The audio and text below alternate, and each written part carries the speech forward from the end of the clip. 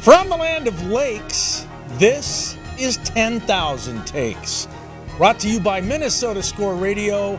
Wally and Eric back for yet another week as we slice and dice the always busy, always topical, super saturated Minnesota sports scene. So mid-May now. And usually when we hit this period of the year, the Minnesota Timberwolves are long off the clock. But that hasn't been the case the last two seasons. They're embarking on another playoff round. This is number 2. They're hoping to get to round 3. So the Timberwolves are the lead story, rightfully so, in the Twin Cities. Yeah, and as you said, it's not common for them, but it has been this year and last year. They are a team that has kind of melded together at the right time, because there were streaks during this regular season where you looked at the Timberwolves and said, okay, I'm not so sure about this Julius Randle thing, and Karl Anthony Towns and the Knicks are, eating people up in the East, and what in the world is going on here? But they have come together at the right time, and they're playing good basketball as the time of this recording, and we'll see how far they go. I mean, I just think that Chris Finch has done a really good job. I mean, it's taken a while. There's a timeline here that you have to adhere to when you add new pieces like DiVincenzo and Julius Randle, and you take a Karl Anthony Towns out of the mix. So hopefully it continues. Hopefully we'll be talking about the Timberwolves for another month. They've hit the Elite Eight. They may get to the Final Four. We'll see. Also, you have to have the ball bounce your way on occasion, like Steph Curry not playing most of the series for Golden State. Right. The L.A. Lakers being led by a rookie head coach, J.J. Redick, who may have been in over his skis. Yeah. So you need those kind of things along the way. So far, they've gotten them. Yeah. Okay. The other good news in Twins territory, if you will, are the Minnesota Twins. I mean, they have turned it around. It wasn't that long ago we were talking about this team perhaps having to make a change at the top. I mean, was Rocco's job in jeopardy a couple weeks ago when they were 8 games out and nothing was going right and they were losing to the White Sox or whoever else came into Target Field or wherever else they went to play? But they have turned that around. Huge winning streak, beating good teams. I think that's the thing we really should, look at. They beat the Giants. That's a good baseball team. They swept them. They beat up on the Angels. And you can make excuses for the Angels, but they've been hanging in there. They won a series in Boston. Never easy to do. And won it against a better Red Sox team. Yes, and when they were struggling, they still find a way to win 2 out of 3 against the New York Mets here in Minneapolis. Well, I think the biggest key, obviously, is they now have all hands on deck. Royce Lewis is back now, off to a slow start offensively at the time of this recording. I'm not worried about Royce Lewis. Right. He's going to heat up. Byron Buxton is playing on a daily basis. Yes. And he's the leadoff guy, and I think that's where he should be. He seems to be thriving. I know he struggled on Sunday against the San Francisco Gigantics as they swept the Giants away. But point is, Buxton's still having a good year, and he's outstanding defensively. The additions in the offseason, these weren't tsunami-like signings, to say the least, with Ty France and Harrison Bader. Yes. But both guys have contributed. And Bader, with the bat and the glove, he won 1 Gold Glove a few years ago. I've seen him make at least 3 or 4 sprawling sliding grabs in either left field or center field. So he complements the defense. Remember, in baseball, you got to have pitching and you got to be solid defensively. The Twins are, and now they're getting better with the bats. And that could mean this team will be in the race in the AL Central. I think they're exceptional defensively in the outfield, particularly in center and left. Carlos Correa is, he could win a Gold Glove. He's platinum. Yeah, he's platinum. I think Brooks Lee is very good defensively.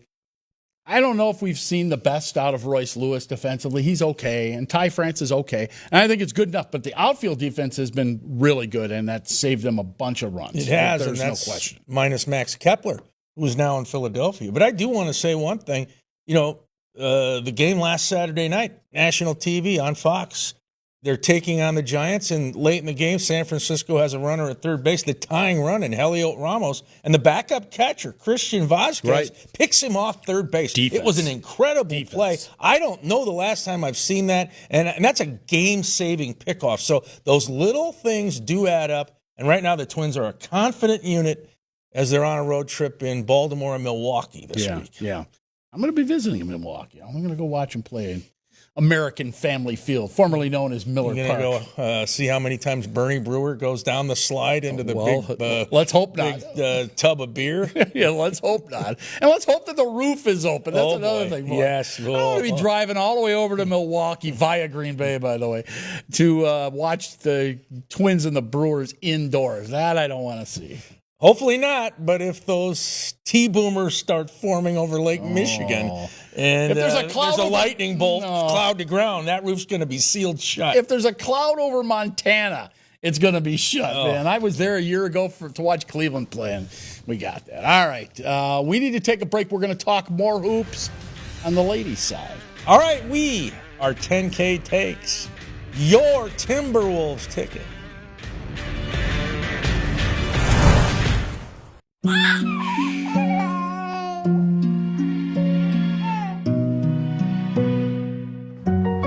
Seeing clearly matters.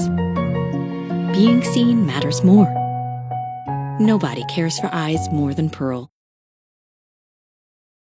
In Lakeville, Minnesota, dozens of meeting venues are ready to host your next corporate event, banquet, and holiday party. Lakeville has unique conference facilities, a variety of hotels, an abundance of team-building options, and dining that are sure to impress. For suggestions that suit your needs, please call the Lakeville Convention and Visitors Bureau at 952-469-2020 or go to visitlakeville.org. Lakeville, we mean business. When you see somebody who's a great skater, you can see in their individual rhythm. My name is Christian Grunna. I am owner, head coach, operator, main instructor for Grunna Power Skating. We had a history of not just speed skating, but auto racing in our family, so we're always interested in being fast. I want every player that comes my way to develop their skills, but also grow confidence in themselves as a human being.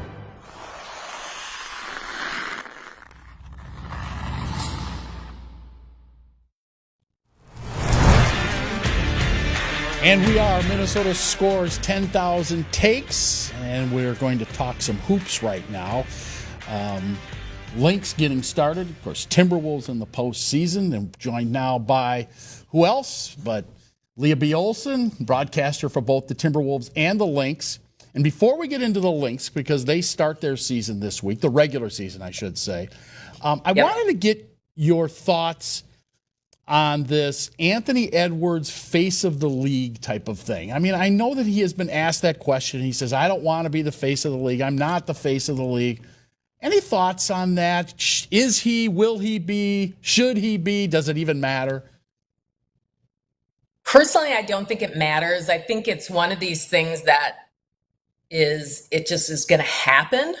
And I believe he is going to be the face of the league, but I don't think he wants to nominate himself or predict that he's going to be that or be involved in that part of it. I think he just wants to go out and play and then let the masses decide that for him. And I always just think that's the natural way. Like for me, I always think of, I never watched golf until Tiger Woods started playing, and my husband was always sitting there watching it, and then all of a sudden I started sitting on the couch with him so I could see who this Tiger Woods guy was, and then I started watching golf, and that's just a real natural gravitation. And it's the Caitlin Clark piece is like millions of people who never watch women's basketball are now sitting down to watch it.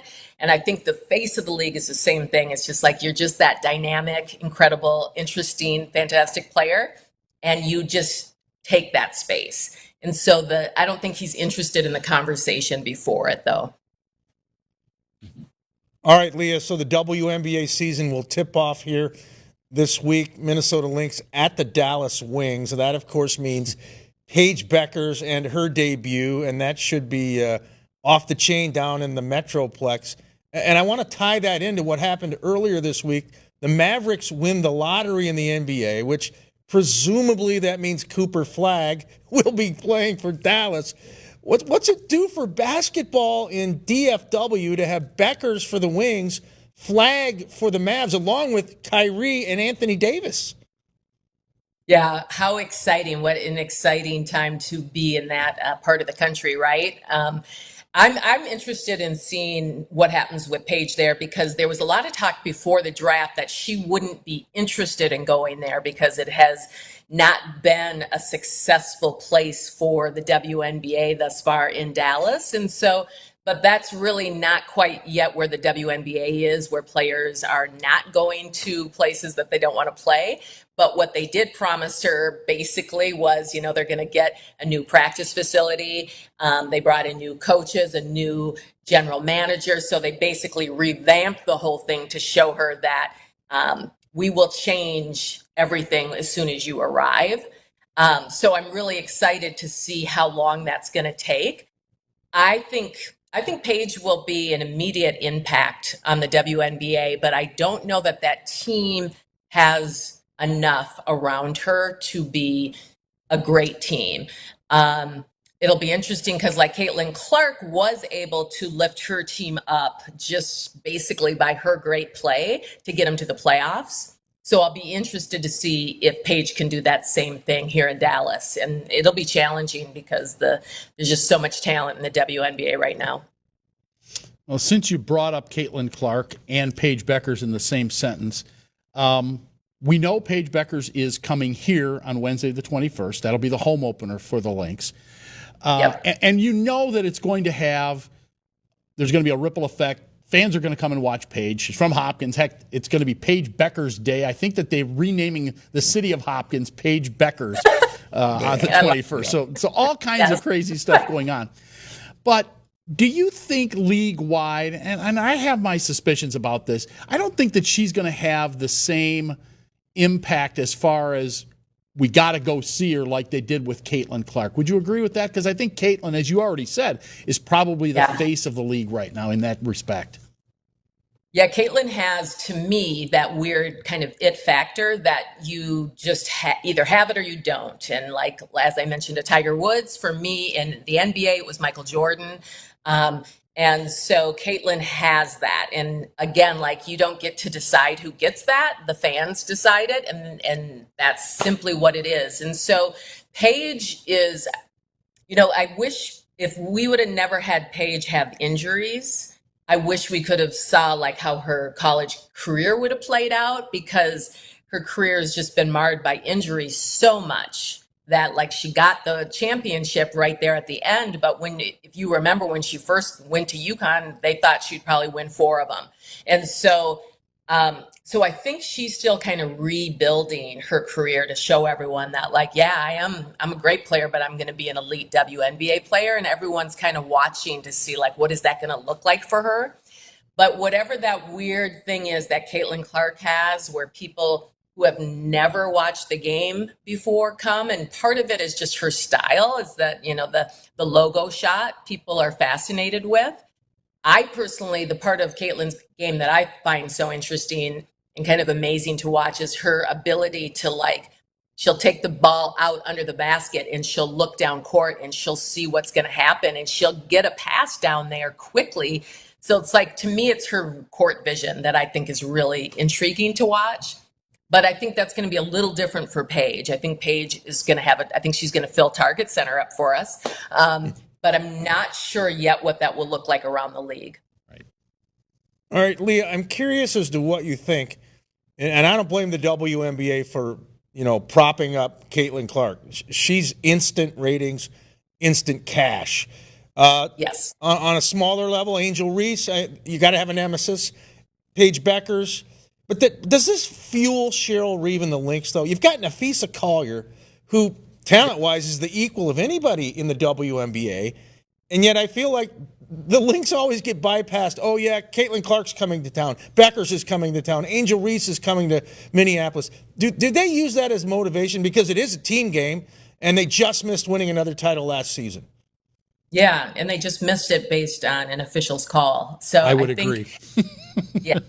And that is kind of, the way they're going to play this year is with that edge. But what I totally agree. What's interesting about this Lynx team is that they're always underestimated. Even last season when they were playing really well, they're not an intimidating team. They don't have that one player who's like super big or super swaggy that intimidates people. And even Nafisa Collier, who is literally, I think she's the best, but most people would say she's probably the second best player in the WNBA. She doesn't intimidate people, yet she just kind of goes in and carves you apart with all of her great moves and everything. So, and then the whole Lynx team is kind of like that. They're like, we play the right way and we're fundamentally strong and we pass to each other and we play solid defense, help side defense, all these things that don't actually intimidate other teams until they're getting beat by them on the court. So I agree. The Lynx, I think, are being underestimated again this year. A lot of people have Indiana finishing above us. So I think they will use that to help themselves. And I think it will be important for them to do that because this team has to. The one thing that was interesting about the team last year is all five starters played above their career averages. And so, can they do that again this season? So I do think it's good for them to kind of be playing with a little bit of the chip on the shoulder. Okay, I've got literally 15 seconds here. Where do you think they land this year? Are they a top 4 team in the league? For Final sure. 4 team? Yeah, I think they're top 4, probably top 3 in my eyes. If you look at Las Vegas, the Liberty, and the Minnesota Lynx. Yeah. I think in that group, and then I think underneath that will be Indiana, LA, Seattle, all that kind of stuff. But yeah, so I would say top 3. Can't leave out Asia Wilson. Yeah. No. Yeah. Thanks, Leah. Appreciate it. She's Thanks, Lea guys. B Olsen. She covers the Lynx and the Timberwolves with us here on 10,000 Takes. Stay with us. Back with more after this.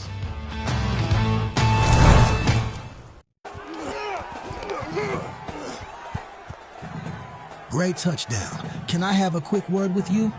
You are in jeopardy of failing my class. Change this or no more football. If you want to be a great athlete, you have to study too. I do want to play. I saw an ad on social media about reading out loud literacy program. Maybe they can help. You did it. When you read, you know. According to the 2021 to 2022 Minnesota Comprehensive Assessments, just 31% of black students are proficient in reading, compared to 59% of white students.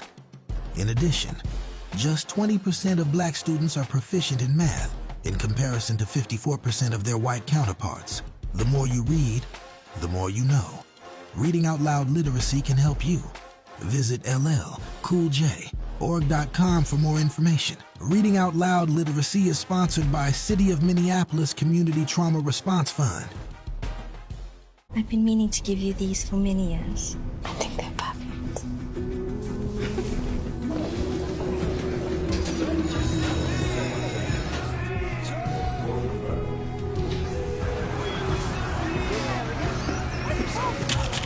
Maya?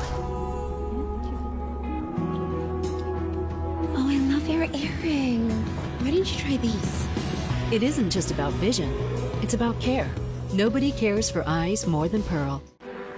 When you see somebody who's a great skater, you can see in their individual rhythm. My name is Christian Grunna. I am owner, head coach, operator, main instructor for Grunna Power Skating. We had a history of not just speed skating, but auto racing in our family, so we're always interested in being fast. I want every player that comes my way to develop their skills, but also grow confidence in themselves as a human being.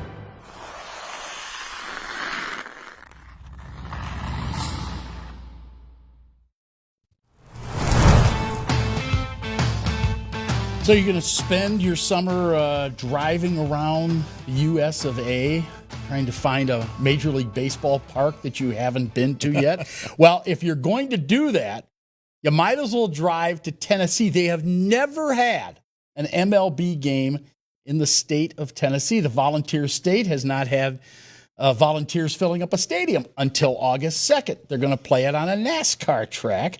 The Reds and the Atlanta Braves. They're going to try and set the all-time attendance record. And before you give me your take on this, because I know you've got one, do you know the largest attended game ever prior to this? Because they're hoping for like 130,000 at this NASCAR track. I'm going to say Los Angeles Coliseum. He knows. The Dodgers played there before they built Dodger Stadium. It was like 90,000 plus, I believe, right? 115,000 way people. off. Way off. Dodgers, Red Sox, 2008. Actually, it was a preseason game. And look at the photos, too, of how short left field was at the L.A. Coliseum. Yeah. They had like a 40-foot screen up. Oh, my goodness. It was like 215 down the line. All right. So are you going to Bristol, Tennessee to watch MLB in the NASCAR country? I'll probably take a hard pass. Tennessee in early August might be a little steamy. A little toasty? They'll turn up the sauna down there weather-wise. But you know what? I'll give MLB credit. They're trying to think outside of the box. And the state of Tennessee's probably fired up. And you know, most of Tennessee, if they have a team, it's the Atlanta Braves. So the Braves will be playing. Okay. Cincinnati's not that far away. You cross the Ohio River and you're in Kentucky right away. So I think Reds fans will show up. It's very much a gimmick game, though. Because what if you're sitting at one of the far ends of the oval? Yeah. Are you going to be able to see anything? Well, can you see anything from that tower that's built next to Target Field if you're up on the 40th floor, whatever the heck that thing is? Why do people want to live there and look down and see Target Field and you can't see anything when you got a 60-inch TV in your living room? That's the dumbest thing I've ever heard. Maybe they can let us up someday and we'll go see what that view is like, because that's even way higher than those apartments that you see outside of Wrigley Field in Chicago. Oh, geez, which are much closer, the rooftops. It's ridiculous. Okay, so if the Twins were to ever play in one of these games, have you come up with a scenario where they might be a good fit? Yeah, Braves and Reds are a good fit down in Tennessee. You've decided I've spent days upon days thinking about this. And I do want to say I wish they'd stick to what they did a few years ago in Iowa in the cornfield. In Dyersville, when the Yankees took on the White Sox. Field of Dreams. Tim Anderson hit that game-winning home run. They need to go back there. I agree. Everybody loved that. They also played at Rickwood in Birmingham, a tribute to the old Negro Leagues. I think that one went off well, too. But my idea for the Minnesota Twins is you're going to go to South Dakota, which I don't think has ever had a Major League game either within their borders. No. You're going to play next to Mount Rushmore. You're going to build a ballpark there, and you're going to bring in the Colorado Rockies because that's a Mountain Time Zone team. Now, I know the Rockies might be on pace to have the worst season ever, but Rockies Twins with Mount Rushmore as a backdrop, some elevation involved, probably a lot of home runs. Why not? So if you hit it off of Abe Lincoln's nose, is that like a ground rule double or something? I think that would be considered left center field. If you pull it a little bit, far of who's the president on the far left, if you go hook it left, it's foul. Roosevelt? I have no idea. You don't even know which four are up there. Oh, I do. Jefferson, Roosevelt, Washington, Lincoln. I got them all four. What are you talking about? I thought you were going to say Carew, Killebrew, Puckett, and Torrey Hunter. I was going to say Oliva, but okay. All right. More to come. If you didn't like that, wait for Takes of the Day. That's coming up next. Stay with us. Finding the ideal place to stay is important for business travelers. Lakeville, Minnesota is conveniently located off I-35, just south of the Twin Cities, with a variety of hotel choices. Lakeville offers convenient amenities such as shopping, walking trails, golf, and more. Our unique meeting spaces, historic downtown, live music, and over 60 dining options are sure to impress. Book your next stay in Lakeville and experience convenience, comfort, and quality. Find your perfect hotel at visitlakeville.org. Wally and Eric from 10,000 Takes here in the land of lakes. And if you want sports of all sorts, check us out. We cover all the bases, all the teams in the great state of Minnesota. Vikings, Twins, Wild, Gophers, Timberwolves, Loons, you name it, we do it. Late night Saturday night on Fox 9 Plus and on the Fox local app.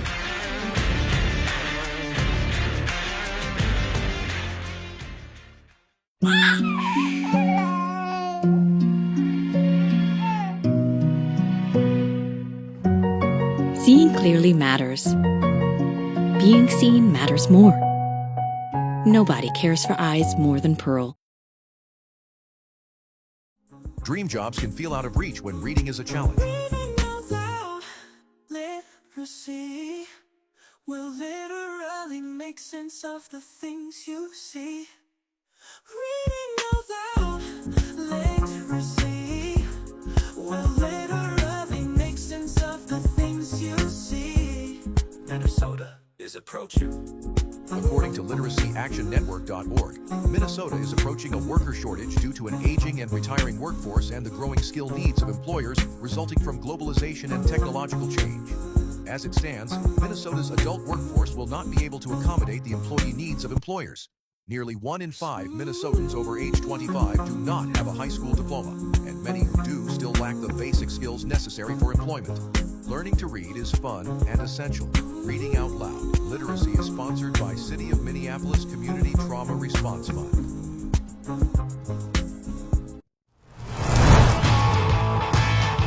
10K Takes on television as we wrap up yet another episode.